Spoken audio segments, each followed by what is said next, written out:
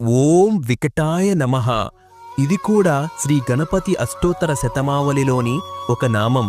వికట అంటే అద్భుతమైన, విస్మయకరమైన, సాధారణమైన, కొన్నిసార్లు వింతైన రూపం కలవాడు అనే అర్థంలో కూడా వాడతారు. కాబట్టి వికట అనేది గణపతి యొక్క ప్రత్యేకతను, ఆయనకు ఉన్న అసాధారణమైన రూపాన్ని సూచిస్తుంది. ఓం విఘ్నరాజాయ నమః.